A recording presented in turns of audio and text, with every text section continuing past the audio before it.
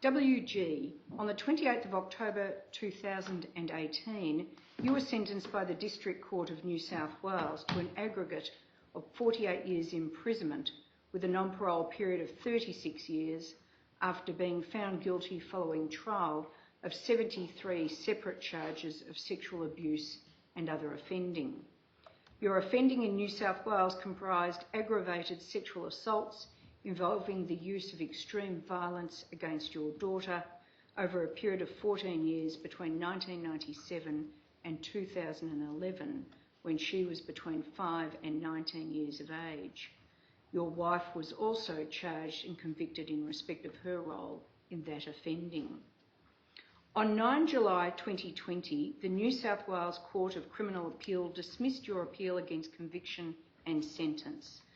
Following the finalisation of your appeal in New South Wales, you were extradited to Victoria to face trial for separate offending arising from your time working as a teacher in regional Victoria between 1982 and 1983. On the 15th of December 2025, following an 11-day trial in this court, a Victorian jury found you guilty by majority verdict of the following 5 offences.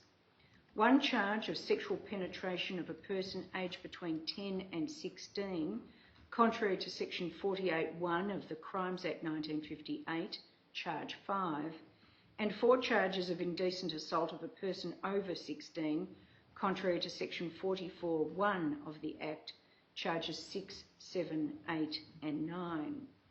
You were acquitted of charges 1, 3 and 4. By majority verdict, you were also acquitted of charge 2. You are now to be sentenced for the Victorian offending on a basis consistent with the jury verdict on your trial. To be clear, the charges in respect of which you were acquitted are of no relevance to your sentence. In sentencing you for the offences of which you were convicted, I must give full effect to the jury's verdict. What this means is that I proceed on the basis the jury found the victim's account of your offending truthful, credible and reliable, and came to this conclusion beyond reasonable doubt. Throughout this sentence, I have adopted the use of pseudonyms to avoid any risk of the victims of your offending being identified. You were born in January 1957. On the 1st of January 1975, you were employed by the Education Department in Victoria. Between 1982 and 1983, you were appointed a physical education teacher at a high school in regional Victoria. You were 25 to 27 years old at that time and had no prior convictions. You are now 69 years old. The victims of your offending, TC and BM, were both born in March 1967 and were students at the school between 1979 and 1984. Offending against TC. You were TC's physical education teacher for years 10, 11 and 12. You would get TC alone to talk, which led to you kissing and cuddling her. On an occasion between the 1st of March 1982 and the 1st of July 1983, when TC was in year 10, you told her to meet you in the gym and led her to the stage area at one end of the gym where students were not permitted. There was a doorway near to the stage that gave access backstage with a set of stairs leading down to an area where sports equipment was stored. TC was wearing her summer school uniform. She was 15 years old. You sat TC down on a step and began to kiss her cheek and rub her legs. You pushed her uniform up and removed her underwear. You then pulled your tracksuit pants down, exposing your erect penis. In her evidence at trial, TC described what happened next. Quote, "He put his penis in my vagina. It really hurt. He was thrusting his penis into me and it really hurt. Then I heard the gym door open, so heavy doors. He pulled his penis out of me and said, 'Go down. You know where the equipment was.' And he said, 'There's a room off where the equipment was.' He said, 'Stay there, don't make a sound. Do not come out until I tell you to, end quote. Your conduct in sexually penetrating TC's vagina with your penis is the subject of charge 5, sexual penetration of a person aged between 10 and 16. The jury was satisfied beyond reasonable doubt that TC was under your care, supervision or authority at the time you committed this offence. Offending against BM. You were also BM's gym teacher when she was in years 10, 11 and 12 at the school. In 1982 to 1983, when she was in years 11 and 12, BM also helped you teach gym classes at school. She was born in March 1967 and was over 16 at the time of the offending. You were convicted of 2 separate episodes of offending against BM. The first episode of offending arose in the context of you teaching gymnastics with BM outside school hours at the YMCA in a nearby township. BM had volunteered to assist you with these classes, and you would drive her to the YMCA where she assisted you to run the gym class, after which you would drop her home. During this time, BM felt that she came to know you and opened up to you about personal matters. During those discussions, BM told you about her difficulties she was having in a relationship with a boy.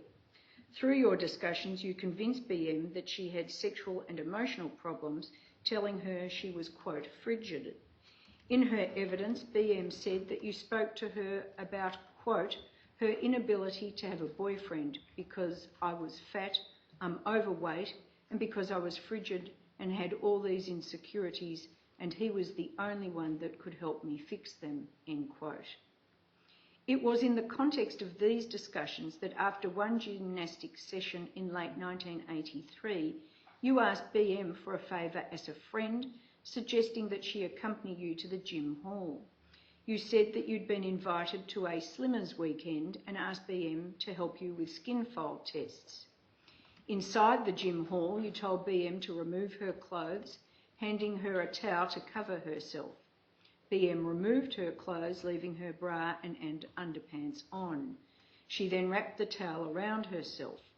You used a pair of calipers to take skin fold measurements of her arms. You told her that you were not happy that she still had clothing on. She believed your penis was erect at this stage. BM says that you tested everywhere, including the upper part of her thighs. BM gave evidence that, quote, we ended up removing my clothing, end quote, because you wanted to test her breasts. BM says you pulled the towel to one side and used the calipers to pinch the sides of her breasts. She did not consent to you doing so and kept trying to pull the towel around herself. Your conduct in pinching the side of her breasts with the calipers is the subject of charge 6, indecent assault of a person over 16. In her evidence, BM described what happened next. Quote, and then he ended up testing everywhere, and he ended up testing my labia and my pubis, which was quite, even that time it was quite shocking and quite, I felt like I couldn't get out of it. I felt, I was very traumatised by that, end quote. Your conduct in indecently assaulting BM by using the calipers to measure her labia and pubis is the subject of charge 7, indecent assault of a person over 16. The second incident of offending occurred during the summer school holidays in early January 1984, when you arranged to meet BM at the school to help her with an assignment. BM thought that other students were also going to attend this holiday program. However, you were alone when you met BM in the staff room. BM gave the following account of your offending. Quote, he took me in there and was going on and on about me, all my issues that I had, and that he could fix them for me. He could help me fix them. And I recall very, very much that I felt worn down. I felt I couldn't stand. I couldn't stop him from going on and on at me. So then he had me. So then I feel like I relented to the pressure and he put my hand on his penis, and holding my hand on his penis, he started what I now know is masturbating, end quote. BM gave evidence that you grabbed her hand and held your hand over hers the whole time. Your conduct in forcing BM to masturbate your penis is the subject of charge 8, indecent assault of a person over 16. During this incident, BM said you placed your other hand down her shorts and underpants before placing your fingers inside her vagina. BM says that while you did this, she tried to separate, quote, myself from what was happening, end quote, before you stopped. She says you then zipped up, returned to the car and drove her home. Your conduct in inserting your fingers into BM's vagina is the subject of charge 9, indecent assault of a person over 16. During the trial, evidence was led from another student at the high school, KR, who was there at the same time as TC and BM. KR gave evidence that you asked her to stay behind after a gym class so that you could perform a skin fold test on her. She says that no one else was present at the time. KR described being shocked when you moved her basketball pants to access an area of skin on her lower abdomen just below her hip bone. During 1984, both TC and BM reported these allegations to the school chaplain and his wife. They both counselled the complainants and alerted the school principal that each of them had made allegations against you. In October 1984, the principal approached TC and BM independently and asked if they were willing to make written statements, which they did. Their written complaints were then the subject of an internal education department inquiry, during which you denied the allegations. The court was not informed of the outcome of the education department's inquiry beyond the fact that you were able to continue teaching. The school's principal retained the statements made by TC and BM following his retirement in 1989 and later provided them to Victoria Police when their investigation began in 2013. I now turn to outline the procedural history of this matter. You were remanded in custody in respect of the New South Wales charges on the 8th of October 2013. On the 26th of November 2013, BM made a statement to Victoria Police regarding these matters. TC made her statement to Victoria Police on the 24th of February 2013. You were charged with respect of this offending in October 2014. However, the Victorian charges could not proceed until the New South Wales proceedings, which had been filed first in time, had concluded. The trial in the New South Wales District Court ran before a judge and jury between the 31st of March 2016 and the 30th of June 2016, following which you were convicted. You were sentenced in respect of the New South Wales offending on the 27th of October 2016. As stated, the appeal against conviction and sentence was dismissed by the New South Wales Court of Criminal Appeal on the 9th of July 2020. On the 12th of October 2022, you were extradited from New South Wales for the Victorian proceedings to commence. A filing hearing was held on the 18th of October 2022, followed by 2 committal mentions. A committal hearing scheduled before the La Trobe Magistrates Court on the 5th of December 2023 was adjourned to the unavailability of a magistrate on that date. You were ultimately committed to stand trial by the Magistrates Court on the 6th of May 2024. A trial scheduled to commence in this court on the 29th of January 2025 did not proceed due to lengthy pre-trial issues. However, the evidence of the complainants was pre-recorded on the 29th of January 2025. An application for a permanent stay of the charges was dismissed by Judge O'Connell on the 11th of February 2025. A jury of 12 was impanelled to hear your trial before Judge O'Connell on the 1st of December 2025. The jury delivered its verdict by majority on the 15th of December 2025. I will return to the relevance of this delay later in my reasons. This was objectively serious offending. The law places an absolute prohibition on sexual activity with a child under 16 where a relationship of care, supervision or authority exists with respect to that child. The law does so in recognition of the power imbalance that is inherent in such relationships and the corresponding vulnerability of the child where that relationship is abused. The objective gravity of the offence of sexual penetration of a child under 16 in those circumstances is reflected in the maximum penalty of 15 years imprisonment for that offence. In fixing this maximum penalty, Parliament has clearly indicated the seriousness with which it, on behalf of the community, treats sexual offending against a child under 16 where such a relationship exists. At the time of this offending, you were between 25 and 27 years of age and a qualified physical education teacher. TC was only 15 years old, at least 10 years younger than you. For a 15-year-old schoolgirl, that is a considerable age difference, not only in chronological years, but in life experience.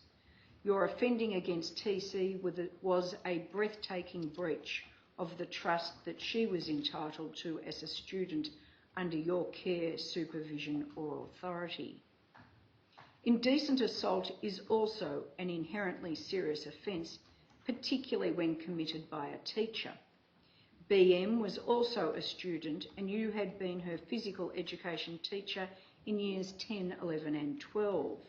Your offending against BM was repeated, culminating in a penetrative offence when you inserted your fingers into her vagina, making that a particularly grave example of the offence of indecent assault of a person over 16. It was also an appalling breach of trust for you to engage in this offending, having been BM's teacher since year 10. Teachers play a critical role in the lives of young people. They are early role models, educators and exemplars. Teachers are entrusted by their schools and school communities in the performance of their role. This trust is the legitimate expectation that every parent is entitled to have in every interaction between a teacher and their child while at school or attending school-related activities. This case highlights the profound and enduring harm caused where offending transgresses that foundational relationship of trust. There are a number of features of your offending that mark its seriousness. Firstly, your offending against TC in the back of the school gym involved a brazen and forcible act of sexual penetration. In her evidence, TC described you thrusting your penis into her vagina, which she says really hurt.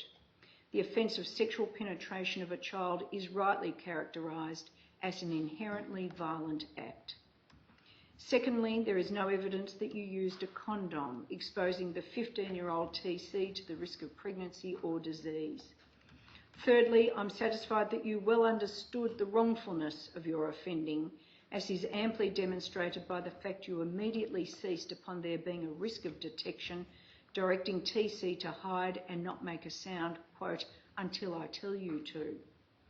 Fourthly, having offended against TC in this manner in 1983, you then went on to indecently assault BM on 2 occasions, once in 1983 and again in 1984. You had ample time to reflect upon your previous sexual abuse of TC, yet despite this you proceeded to indecently assault BM. Your offending against BM was accompanied by a degree of emotional manipulation and involved confronting and debasing conduct under the pretext of undertaking skin fold tests using calipers. Fifthly, the last episode of offending against BM involved you arranging for her to attend the school during summer holidays, where alone with her, you took the opportunity that presented to have her masturbate your erect penis before penetrating her vagina with your fingers. It was predatory and reprehensible offending. Your moral culpability for your offending increased with each incident of offending. Just what drove you to engage in such brazen offending is not clear. However, I infer that you were prepared to take on such risks and that your decision to offend against both TC and BM was a reasoned, albeit perverted one, engaged in for your own sexual gratification. As stated, the gravity of your offending also derives from the breach of trust involved in this offending. However, in respect of charge 5, I accept the submission made on your behalf that the fact TC was under your care, supervision or authority is an element of the offence and reflected in the higher maximum penalty of 15 years and is not an additional aggravating feature in respect of that charge. On your behalf, it was submitted that the offending against BM during the school holidays, the subject of charges 8 and 9, ought not be characterised as an abuse of trust, as, quote, it arose out of a private arrangement between the pair to meet at the school outside of the school year, end quote. I reject that submission for 2 reasons. First, it was in the context of your existing relationship as BM's teacher that the offending occurred. Secondly, the arrangement to meet at the school was made under the pretext of assisting BM with an assignment during the summer holidays where she understood other students would also be attending. That you offended against BM in those circumstances was an abuse of that existing relationship of trust. The law recognises that sexual offending against children can cause significant, sometimes irreparable harm to victims. The absolute prohibition on sexual offending against a child under 16, whilst under a person's care, supervision or authority, is aimed at protecting children from the harm presumed to be caused from premature sexual activity and to deter adults in such positions from abusing the trust implicit in that relationship. In this case, the presumption of harm is borne out by the victim impact statement provided on behalf of TC in this case. TC's victim impact statement was written on her behalf by Dr. Francesca Turner, her treating mental health physician, as TC found revisiting these matters too overwhelming. Based on the matters contained in Dr. Turner's statement, I am satisfied her victim impact statement made by another person I am satisfied that TC's victim impact statement could be made by another person on her behalf due to the incapacitating effect of her current mental health. Broadly speaking, Dr. Turner describes TC suffering poor mental health due to trauma, including experiencing intense and frequent flashbacks and feelings of panic and distress that are physically debilitating. Dr. Turner says TC struggles with feelings of guilt and shame as a result of the offending, which undermined her ability to trust others or to form close relationships. Simply put, Dr. Turner says TC feels that the abuse robbed her of her childhood, her innocence and her hopes for her future. BM read her victim impact statement aloud at your plea hearing. In her statement, BM says that she became an isolated teenager due to the hurt, confusion and pain she experienced after your offending. BM describes being in a dark place for a very long time. As a result of your offending, BM says she developed an intense hatred for her body and her sexual identity. She attributes these internalised feelings of hurt and shame as undermining her ability to form positive, intimate relationships as an adult. Tellingly, BM also describes having lost her teenage years, impacting on her emotional and sexual development, which she says impacted on her life for decades after your offending. Over 20 years ago, the Victorian Court of Appeal spoke of the corrosive effect of the sexual abuse of children by trusted adults in the following way, quote, "The exposure over recent years of the incidence of sexual abuse of children in our community by persons entrusted to their care has created distrust at all levels and threatened the very capability of adults to interact in a normal, healthy fashion with them."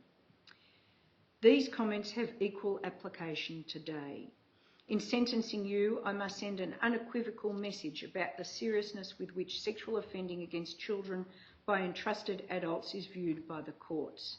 General deterrence, just punishment and denunciation are important sentencing considerations in such cases. You did not plead guilty to the charges which the jury found proved beyond reasonable doubt and still maintain your innocence in relation to these offences.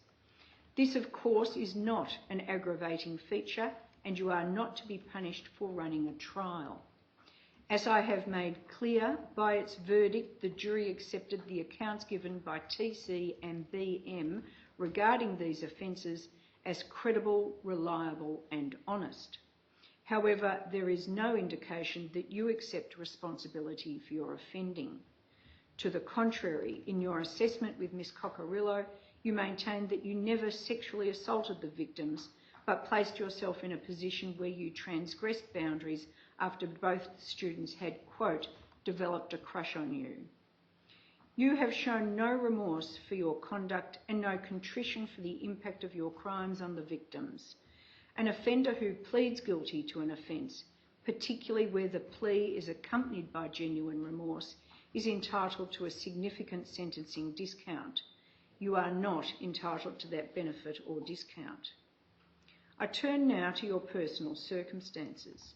You were born in Belfast in January 1957 and came to Australia with your parents and an older sister when you were 12 years old.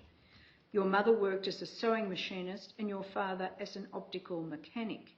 You describe your parents as traditional and supportive, but not overly demonstrative. You report experiencing bullying in the first 18 months of primary school due to your accent and slight build, but say this ceased when you transferred schools and formed new friendships. At your new school, you became actively involved in athletics, at which you excelled. After attending a local high school, you obtained a full athletic scholarship to attend Mentone Grammar, where you completed your HSC in 1974 before completing a Bachelor of Education at Rusden State College, specialising in science and physical education. You later completed a Masters of Education Administration in 1990, a Masters of Education in 1992, and a PhD in Education in 2001 and 2002. Your first teaching appointment was at a suburban high school in Melbourne, where you became a PE and sports coordinator. It was at this time, when you were 20, that you formed your first relationship and married. The two of you had a son together in 1980, but the relationship ended a few years later and you returned to live with your parents. Your son remained in the care of his mother and you had access visits until he turned 4 years old. You then ceased all contact with your son until he turned 21, after which you remained in regular contact until 2018. At that time, it became difficult for him to continue visiting you in custody due to the nature of his employment in military intelligence, and you have ceased all contact. The separation from your wife caused you financial difficulties, and as a result, you began teaching at the high school in regional Victoria in the 1982 school year. You say that your interest in athletics motivated you to become an educator and that during your time at this school you established a number of clubs for young people in the local area, including running, cross-country athletics clubs and, as discussed, a gymnastics club. In 1983, you entered a fresh relationship with a woman living in the local area. You had a daughter together, but that relationship ended when this offending came to light in 1984 and they moved to Melbourne. You had no contact with your daughter until she turned 16, after which you had some limited contact through social media, but that ceased altogether when you were remanded in custody in 2013. You commenced your relationship with your current wife in 1986, who you married in 1989. Together you have 3 daughters, including your youngest daughter, who was the victim of your offending in New South Wales, and a son. Another son was stillborn in 1994, and a daughter died in 1995 from heart failure. You moved to rural New South Wales in 1994, where you began work as a university lecturer. You were later promoted to a senior lecturing role when you were completing your PhD.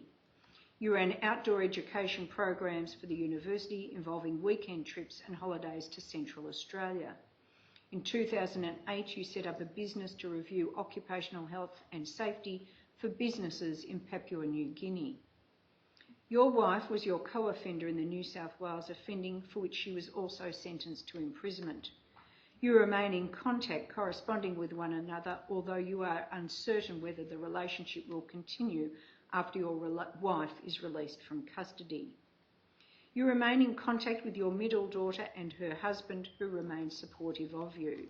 Your mother passed away in 2019, which was a distressing time for you, being unable to attend her funeral while incarcerated.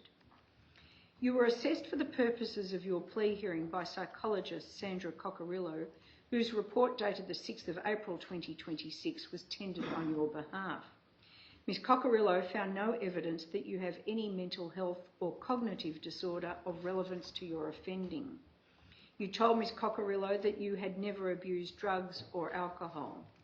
You reported brief episodes of anxiety and low mood. However, Ms Coccarillo concluded that these experiences did not reach the clinical threshold for a diagnosis of depression or anxiety. None of the principals in the case of Verdens are engaged, as was conceded by your counsel. Since your extradition to Victoria for this offending, you have remained in protective custody due to the nature of the New South Wales offending, and spend your time exercising, gardening and undertaking courses that are available to you. Having assessed the objective gravity of your offending, I now turn to the various matters that were raised on your behalf in mitigation of sentence. These were outlined in submissions made on your behalf at the plea hearing, and at my direction were supplemented by further written submissions to address the issues of delay, totality and current sentencing practices. Delay associated with criminal proceedings can have a detrimental effect on an accused person, and significant delay is generally recognised to mitigate sentence in two potential ways. In this case, you became aware of the police investigation into the Victorian offending from early 2014 after BM and TC made their statements to police. Police became aware of the offending against these victims while investigating the allegations made by your youngest daughter in New South Wales. Certainly since October 2014, when you were charged with this offending, these matters have been hanging over your head, uncertain as to the outcome pending finalisation of the New South Wales proceedings. More particularly, the delay associated with the committal hearing and the adjournment of the first trial listing for pre-trial argument added to this uncertainty. I have taken the burden of this 12-year delay into account in moderating your sentence. 44 years have now elapsed since this offending. To be clear, I do not consider the period prior to you being charged to be relevant in mitigation, beyond the fact that you now fall to be sentenced as a 69-year-old man. It is noteworthy that the victims have also lived for many years without the 1984 complaints they made to education authorities being properly investigated. The fact there was no police investigation at that time meant you continued to teach and coach other students for many years. As the prosecution submissions highlighted, you were ultimately emboldened to sexually offend against your youngest daughter in the years following this offending. The second way in which delay may operate in mitigation is where an offender has made progress towards rehabilitation in the intervening years. This aspect of delay has no application in your case. Although you are not to be punished twice for the New South Wales offending, and it does not aggravate this offending, the fact you subsequently offended in such an egregious manner against your daughter over a period of 14 years precludes any finding that this was isolated offending or that you had rehabilitated in any way. You now come to be sentenced as a 69-year-old for offending committed when you were between 25 and 27 years of age. Your age is a significant factor in my sentencing exercise in a number of ways.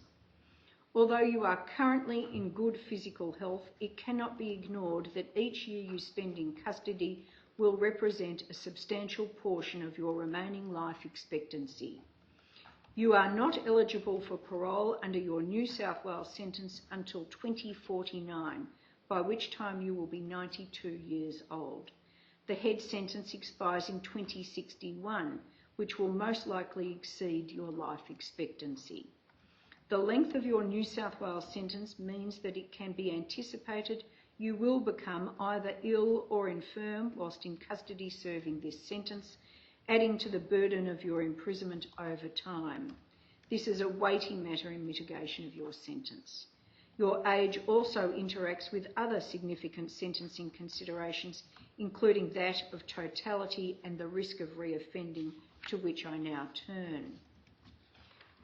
Totality.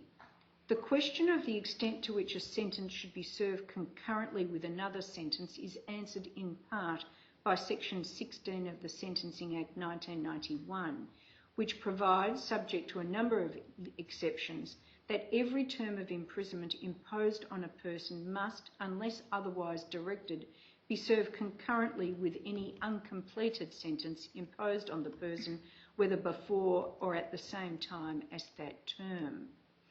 When sentencing an offender, the principle of totality requires the sentencing judge, after determining the appropriate sentences in respect of the offences on the indictment, to, quote, stand back and assess not just the individual sentences, but the aggregate sentence and consider whether the aggregate sentence is proportionate to the degree of criminality involved and is just and appropriate and not excessive, end quote. Importantly, for present purposes, the courts have repeatedly said that they do not wish to impose upon offenders sentences that produce a feeling that it is hopeless ever to expect release. This is referred to as the need to avoid imposing a crushing sentence. Significantly in your circumstances, it is important to recognise, quote, that the severity of a term of imprisonment is an exponential function, not merely linear. As the Court of Appeal explained in the case of Azzopardi, the severity of the sentence increases exponentially as it increases in length. The principle of totality is a weighty consideration in this case, not only for these reasons, but because of the very lengthy sentence for incest that you are already serving. The sentencing court is also required to consider the total criminality involved in all of the offences for which the offender is to be sentenced and the offences for which the offender is currently undergoing sentence. The principle of totality is to be applied in both fixing the head sentence and the appropriate non-parole period. The purpose of this principle is to, quote, guard against arriving at an unjust sentence derived from the bare accumulation of individual sentences passed on one or more occasion, end quote. Moreover, the total effective sentence will only satisfy the requirement of proportionality if it is a just and appropriate measure of the total criminality involved. The complexity of the sentencing exercise is compounded where an offender has committed different offences in different states. In the case of Mill, the High Court considered the appropriate application of the totality principle by a court in one state imposing a sentence on an offender who has already been sentenced in another state. The High Court concluded that the second court should ask, quote, what would be likely to have been the effective head sentence imposed if the offender had committed all three offences relevant to that case in one jurisdiction and had been sentenced at the one time. The High Court recognised that the sentence imposed by the second court may well fail to reflect adequately the seriousness of the crime in respect of which it has been imposed, describing the result as unfortunate but preferable to, quote, the injustice involved in the imposition of a longer head sentence. I acknowledge that these comments were made by the High Court in the context of sentencing with respect to crimes committed in different states that were closely related in time and nature. While the New South Wales offending in this case involved sexual offending, it was different in nature to the Victorian offending and was not committed within a short period thereafter. Nonetheless, I consider the principles broadly stated by the High Court have equal application here, as was recognised by the Court of Appeal in the case of Morgan. I assess your rehabilitation prospects as extremely poor. This assessment is informed not only by this offending, but the New South Wales offending for which you have been sentenced. Your offending reveals a pattern of persistent sexual deviance, the gravity of which only increased over time, despite the fact that complaints were made by TC and BM well prior to the prolonged sexual abuse of your daughter. Rather than desisting from future offending, there was a substantial escalation in the duration, severity, violence and cruelty associated with your sexual offending. Ms Cockerillo, having administered the Sexual Violence Risk 20 assessment tool, found you continue to pose a high risk of sexual recidivism. Despite the verdicts delivered by two separate juries, you continue to categorically deny the offending against TC and BM, as well as the persistent offending against your daughter. You have shown no insight into the nature of your offending or the impact on your victims. You are totally without remorse for your offending. Ms Cockerillo states that this fact makes your prospect of meaningfully engaging in sex offender treatment poor, despite such treatment being clearly indicated. I accept, however, that your risk of reoffending and the corresponding need for community protection will diminish as you age. Your advancing age will be the main factor moderating your risk of future sexual offending. I turn now to other sentencing considerations. Your counsel initially sought to rely on numerous character references at your plea hearing. Many of those were character referees who had provided similar references at your New South Wales plea hearing, none of which made reference to the offending. When I raised this matter with your counsel and the fact the New South Wales conviction deprived you of any sensible argument regarding you being a person of good character, Mr Kunis appropriately disavowed reliance on these character references, with the exception of those provided by two of your children, to which I will return. On behalf of the prosecution, Ms McDougall argues that the court should have no regard to your previous good character or lack of prior convictions by virtue of the operation of Section 5AA of the Sentencing Act 1991. This provision operates to exclude such considerations if the court is satisfied that the offender's previous good character or lack of previous findings of guilt or convictions was of assistance to the offender in the commission of the offence. The prosecution's submission acknowledges, consistent with the decision of the Court of Appeal in Ooms, that for the court to be affirmatively satisfied of such a connection, it will ordinarily require submissions, if not evidence, to establish the necessary nexus. In this case, reliance was placed on the hearsay evidence led at trial of BM's late mother, in which she stated she met you through parent-teacher interviews and that you would pick up BM and take her to gymnastics sessions once a week, which BM undertook as community work for her HSC year. Ms McDougall submits that your good character, which allowed you to work as a teacher, gave you initial access to BM and was thereafter of assistance to you in facilitating the offending. In my view, it was the relationship of trust derived from your status as the victim's teacher that you exploited to sexually offend against both students. However, there is no evidence, including that of BM's mother, that establishes that your good character more broadly facilitated the offending. To the contrary, it was the fact you were the victim's teacher that BM's mother allowed you to drive her daughter to gymnastics sessions. As the Court of Appeal observed in Ooms, Section 5AA is not solely directed to those, such as teachers, who have access to children. Something more is required. For Section 5AA to apply, the court must be satisfied of a causal link between the offender's good character and the offending, such that it assisted the offender to offend. In this case, there is no basis for me to conclude that your personal standing or absence of prior convictions facilitated your offending. Rather, it was your status as a teacher that enabled you to offend against the victims.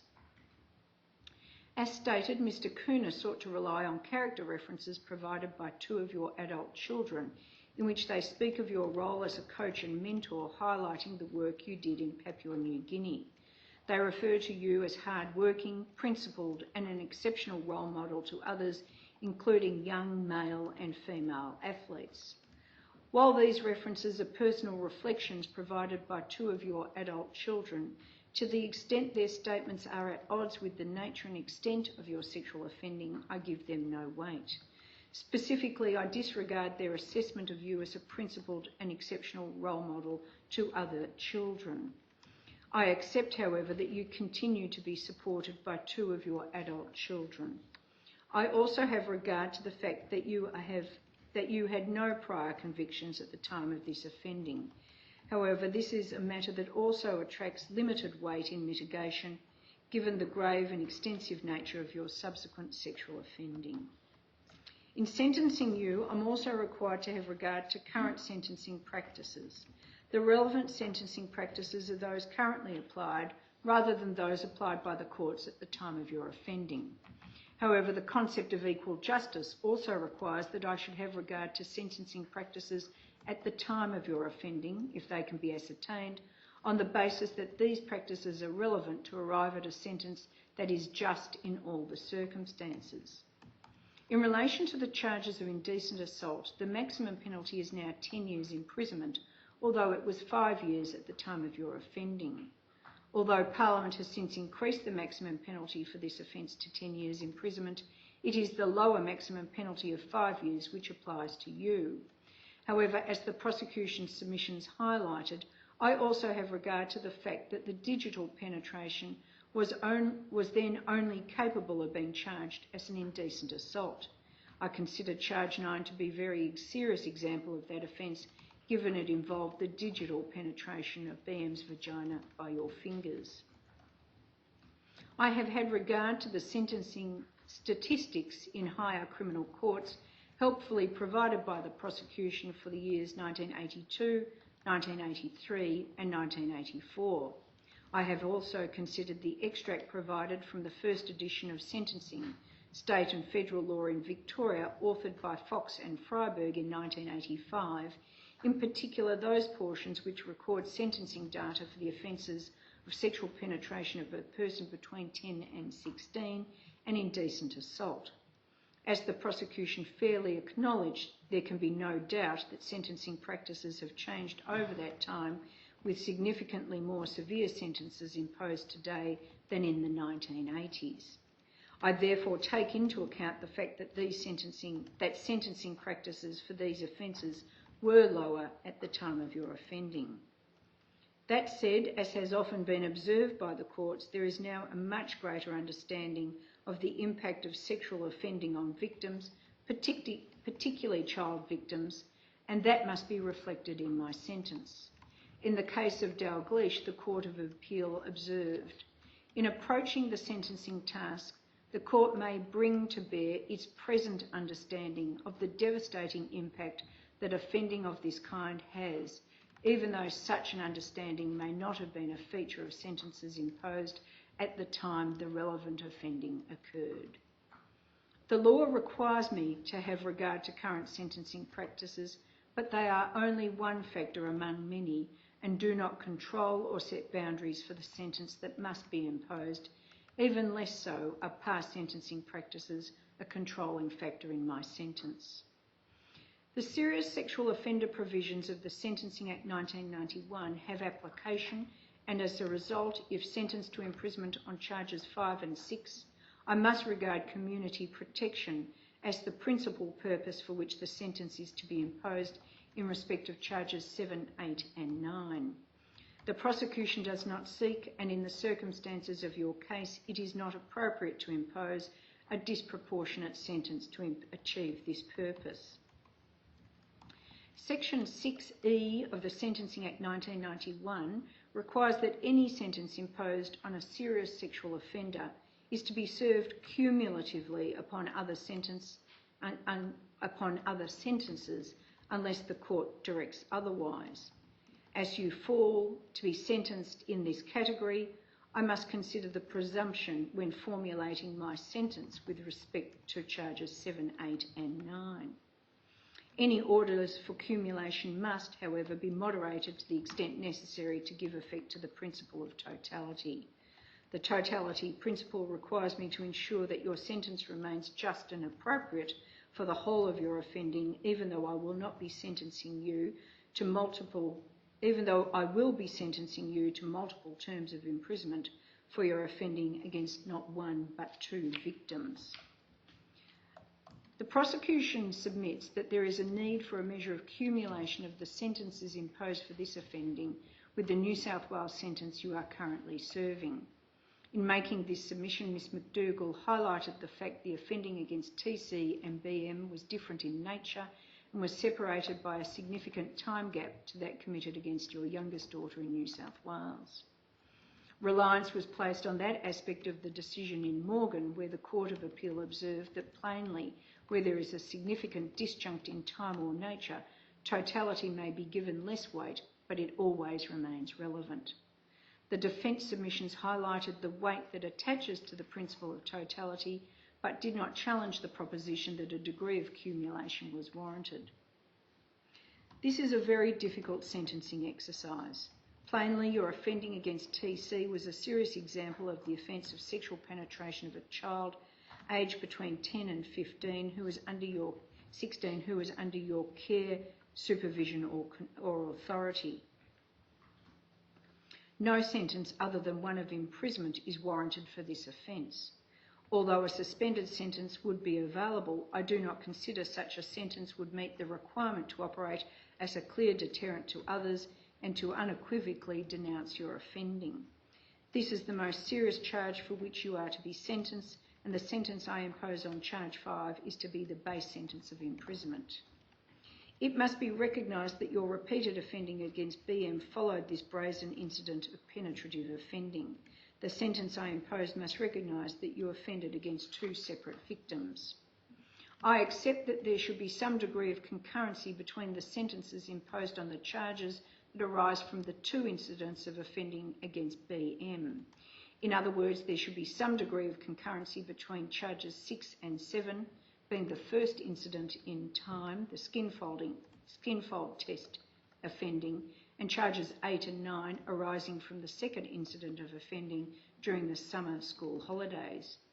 Ultimately, I make no order for cumulation in respect of charge 6, given that it overlaps in time with charge 7, and where charge 7 attracts the serious sexual offender provision, whereas charge 6 does not.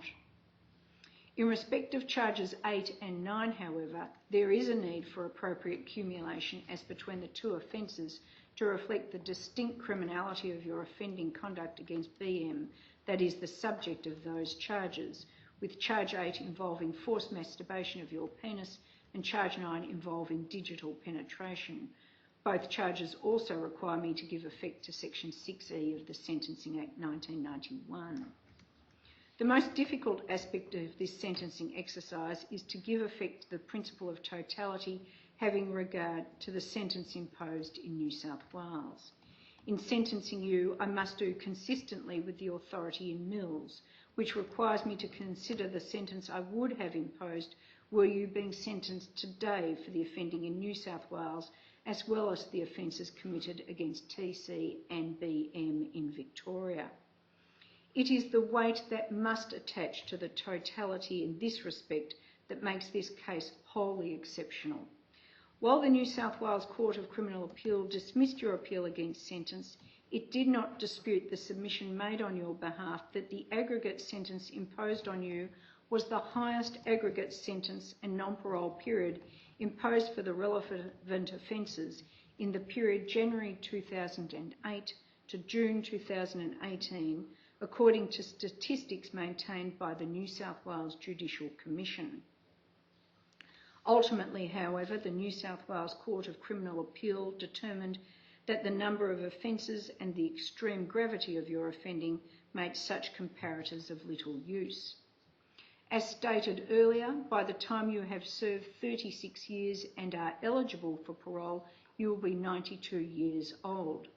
Whether you are granted parole at that time is entirely a matter for the relevant adult parole board. If you are not granted parole, by the time you have served your 48-year sentence, you will have reached the age of 104. It is more likely than not that you will die in custody. I am not aware of any sentence imposed in Victoria for the offence of incest that is comparable to the sentence imposed in New South Wales. That is not to be taken as a criticism of the New South Wales sentence, but rather a reflection of the gravity of your offending in that state and the unprecedented length of the sentence imposed. However, it could not be said that were I to sentence you today in respect of the New South Wales offending, in addition to the Victorian offences for which you are to be sentenced, that a sentence exceeding 48 years imprisonment would be imposed or a non-parole period exceeding 36 years would be fixed. Such a sentence would cease to be either proportionate or just and could only be characterised as a crushing sentence, particularly having regard to your age. To be clear, if the sentence you are currently serving was not as great, I would have considered a degree of accumulation to be appropriate. However, when viewed in totality, to add to the sentence of 48 years or the non-parole period of 36 years would, in my view, result in a wholly disproportionate sentence for the entirety of your criminality. For that reason, in the circumstances that attend your case, I do not propose to accumulate any of the terms of imprisonment imposed by me upon the aggregate sentence of 48 years imprisonment imposed by the New South Wales District Court. For the same reason, I am satisfied this history makes it inappropriate to fix a non-parole period in respect of the sentence to be imposed.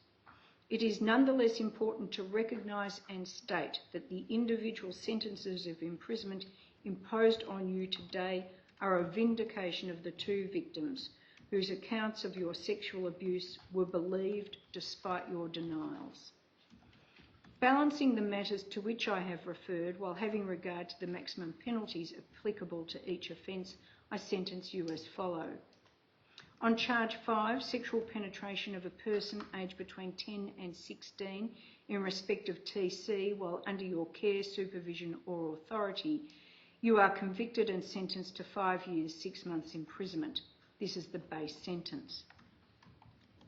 On charge 6, indecent assault of a person over 16 in respect of BM, the skinfold test with calipers touching her breasts, you are convicted and sentenced to 12 months imprisonment. On charge 7, indecent assault of a person over 16 in respect of BM, the skinfold test with calipers measuring her labia and pubis, you are convicted and sentenced to 16 months imprisonment. On charge 8, indecent assault of a person over 16 in respect of BM, forcing her to masturbate your erect penis, you are convicted and sentenced to 20 months imprisonment. On charge 9, indecent assault of a person over 16 in respect of BM, penetrating her vagina with your fingers, you are convicted and sentenced to 3 years imprisonment. I make the following orders for accumulation on charge 5 and upon one another, having regard to section 6E of the Sentencing Act in respect of charges 7, 8 and 9. 6 months on charge 7, 6 months on charge 8, and 12 months on charge 9. This gives a total effective sentence of 7 years, 6 months imprisonment. You are sentenced as a serious sexual offender in respect of charges 7, 8 and 9, and I direct that this fact be entered into the record of the court. As stated, I do not propose to fix a non-parole period in respect of the sentence I have imposed pursuant to section 11(1)(a) of the Sentencing Act 1991. You have no pre-sentence detention in respect of these charges. WG, as a consequence of the jury's verdicts, you must be registered as a sex offender under the provisions of the Victorian Sex Offenders Registration Act 2004, having been found guilty of one Class 1 offence, charge 5, and 2 Class 2 offences, noting that charges 6 and 7 are part of the one incident, as are charges 8 and 9, the reporting period with which you must comply operates for life.